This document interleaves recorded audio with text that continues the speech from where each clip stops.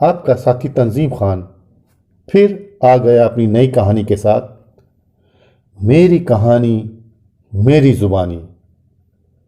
ये कहानी इस संसार में नारी के सम्मान, संस्कार और अधिकार के संघर्ष की छटपटाहट को उजागर करती है।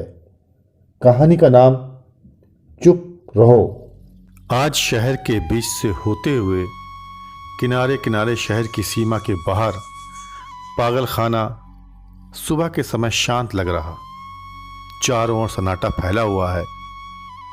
आज किसी भी वार्ड से शोरगुल नहीं सुनाई दे रहा है। वार्ड बॉय और वार्ड सिस्टर इधर से उधर बेचैनी से दौड़ते दिख रहे हैं। पागल खाने में ऐसा शांत वातावरण असंभव लगता है, पर इस बेगम महल औरतों के पागल खाने में शांति है। एक डॉक्टर तेज कदमों से वार्ड नंबर 120 में भागता हुआ जा रहा है। साथ में कुछ स्टाफ के लोग भी हैं। ये वार्ड एक स्पेशल वार्ड है जहां सीरियस मरीज भर्ती किए जाते हैं और एक वार्ड में एक महिला रह सकती है। मैं रिसर्च के सिलसिले से बेगम महल गई थी। मैं पागल महिला पर शोध कर रही थी। उनको डिटेल जानने के लिए जानकारी ले रही हूं।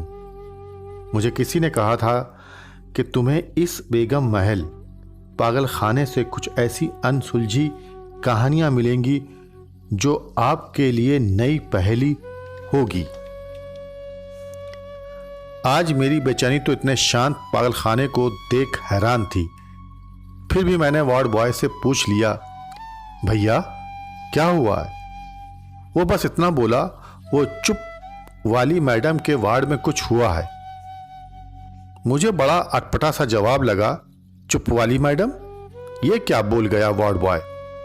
फिर भी मैं उधर चल दी तेज चाल से और मन में न जाने कितने सवाल उबलने लगे। मैं वार्ड नंबर 120 के सामने खड़ी थी और अंदर एक अधेड़ महिला बेहोश जमीन पर पड़ी थी। डॉक्टर उसका चेकअप कर रहे थे। फिर मुझसे कहा गया, आप ऑफिस में वेट करें, हेड मैडम वहीं आपसे मिलेंगी।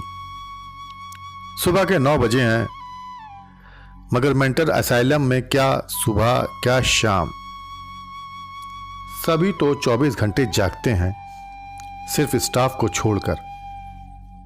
मैं हेड मैडम के ऑफिस में बैठकर उनका इंतजार करने लगी। मैं इस पागल खाने में कई बार आ चुकी हूं, पर ऐसा माहौल पहली बार देखा। फिर मैं वक्त गुजारने के लिए अपने मोबाइल में उलझ गई। आवाज सुन मैंने पलट के देखा। सॉरी शालिनी, तुम्हें बहुत देर वेट करना पड़ा, हेड मैडम वंदना ने कहा। मैंने कुछ ना बोला और उन्हें देखती रही। मैडम वंदना ने कहा, यह औरत हमारे मेंटल हॉस्पिटल की बहुत हाई एजुकेटेड पेशेंट है और मेंटल डिस्टर्ब तो शक्ल से लगती ही नहीं। फिर भी घर वाले इन्हें यहां पिछले कुछ महीनों से हमारे यहां छोड़ गए। मैडम बोली, शालिनी तुम चाय लोगी या कॉफी? मैंने कॉफी के लिए बोला, हां कॉफी ले लूंगी। मैडम वंदना से पूछ लिया, जब वो पागल नहीं है तो फिर आप क्यों यहां उन्हें? कॉफी आ चुकी थी और मैं कॉफी का पहला सिप ले सवाल कर दिया, मैडम ये कहां, कब, कैसे यहां आई? इनका नाम क्या है? मैडम मुस्कुराई और कहा, अगर तुम इन पे कुछ लिखो तो मैं तुमको सब कुछ बताऊंगी। मैंने तुरंत हां बोल दी, एक पल भी ना सोचा। मैडम ने कहा, इनका संबंध बहुत इज्जतदार घराने से है। अब तो मैं और इंटरेस्ट लेने लगी। मैंने कहा, मैडम शुरू से बताएं। ये इंदौर की रहने वाली हैं, इनके 2 बेटे और बहू हैं। इन्होंने हायर एजुकेशन किया है। उनका परिवार बहुत बड़ा और सब साथ रहते हैं। ये बचपन से पढ़ाई में अव्वल रही हैं, पोस्ट ग्रेजुएट की है, कुछ दिन नौकरी भी की है और आज यहां। शालिनी आज मैं तुमको पूरा हाल ना सुना सकूंगी, मुझे आज कहीं जाना है, कल रविवार को तुम आना, तब मैं सारी क्या बात है बताऊंगी। मैडम से मिलवा के इंटरव्यू करवा दूंगी। मैडम वंदना ये कहकर ऑफिस से निकल गई और मैं अपनी किताबों को टेबल से उठाकर घर निकल पड़ी। उस रात मैं सो ना सकी। करवट बदलती बस यही ख्याल आता रहा, आखिर क्या ऐसा हुआ जो चुप वाली मैडम यहां कैसे पहुंची। सुबह हुई। आज ऐसा लगा हर चीज सुस्त हो गई हो। घड़ी का चलना, लोगों की सुबह की आवाजें आना, चिड़िया का बोलना, या शायद मैं समय से तेज जाना चाह रही हूं। इसी उधेड़ बुन में मैं अपने पूरे सामान के साथ बेगम महल को निकल गई मैडम चुप से मिलने। ऑटो से उतरते ही मैं जल्दी से गेट तक पहुंची, फिर रुकी, अपनी दिल की धड़कन को घड़ी की धड़कन से मिलाया, थोड़ी लंबी सांस ली, फिर मैं वंदना मैडम के सामने खड़ी थी। मैडम वंदना ने बैठने का इशारा किया। वो कोई फाइल पढ़ रही थी। उन्हें घंटी बजाई और वार्ड सिस्टर से कहा, जाओ वार्ड नंबर 120 से चुप मैडम को यहां ऑफिस ले आओ। वो चली गई उनको बुलाने। मैं कुछ देर खामोश रही, फिर बोली, वंदना मैडम, आप उनको यहां ऑफिस में और अकेले? मैं कैसे बात करूंगी? मैं डरी हुई थी, अब क्या होगा? वंदना मैडम ने कहा, ना डरो ना परेशान हो, वो हमारी सभ्य संस्कारी मरीज हैं, मुझ पे भरोसा रखो। अगले पल मेरे सामने चुप मैडम थी, साड़ी पहने, साफ सलीके से तैयार। वंदना मैडम ने चुप मैडम से मेरा परिचय कराया। ये शालिनी है, यूनिवर्सिटी की शोध रिसर्च स्कॉलर है, आपसे कुछ बात करना चाहती है, आप यहां बैठें। ये कहकर वंदना मैडम हॉस्टल का रूटीन राउंड करने निकल गई। मैं सोच रही हूं, इतना बड़ा ऑफिस रूम और केवल 2 लोग। थोड़ा मैं घबराई कि शुरू बात कैसे करूंगी, पर यह सोच ही रही थी, तब तक चुप मैडम खुद बोली, आप शिवानी, कृष्णा सोबती और शरद चंद्र का देवदास पढ़ रही हैं? मैं घबरा बोली, जी जी, क्योंकि मैं ये किताबें अपने साथ रखती हूं खाली समय पढ़ने के लिए।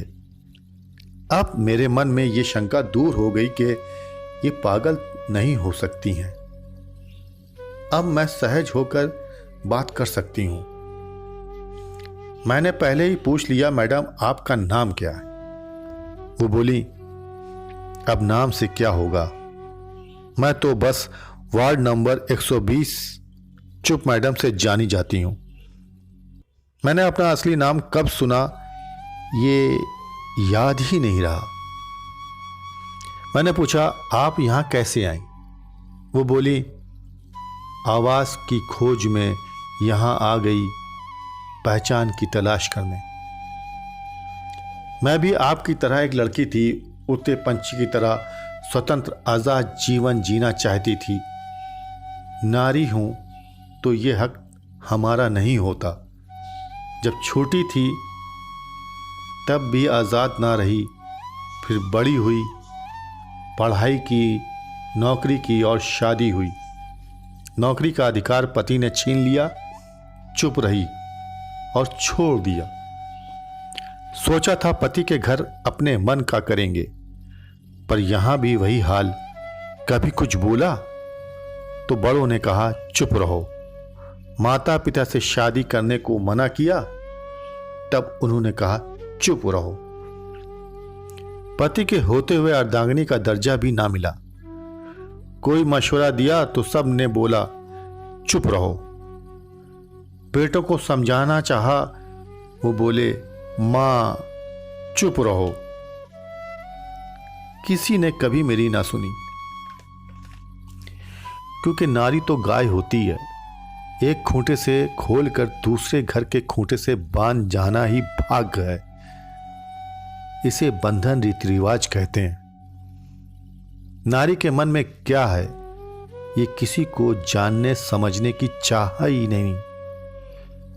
बहू आई तो उन्होंने भी बात को ना सुना, केवल इतना कहा, आप चुप रहो।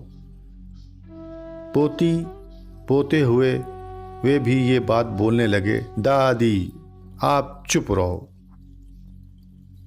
बस इस तरह फिर अपनी शादी के बाद ही से अकेले बात करने लगी। कोई मेरी सुनने वाला था ही नहीं, केवल दर्पण ही तो था जो मुझे शांत भाव से सुनता है और कभी कुछ ना बोला। फिर मैं अकेले में ही बोलने लगी। मुझे पता ही ना चला, ये मेरी आदत बन गई। सब ने समझा मैं मेंटल डिस्टर्ब हो गई। जब मेरे पति ने मुझे कभी ना समझा, तब बेटे बहू क्या समझते। और फिर मैं अपनी अलग दुनिया में खो गई। मुझे किसी ने चुप रहो ना बोला। अब मैं खुद को ही बोलती हूं, चुप रहो, चुप रहो, चुप रहो। ये कहते हुए वे रोने लगी। जैसे लगा शांत सागर में ज्वार भाटा कितने वर्षों से बाहर आ गया हो। मैं उनको गले लगाना चाहती थी, पर वो उठी, वापस अपने वार्ड की तरफ बढ़ गईं। मेरा मन ये ना पूछ सका, आपका असली नाम क्या है? नाम क्या पूछती? समाज में हमेशा नारी का नाम चुप रहो ही तो था, है और रहेगा।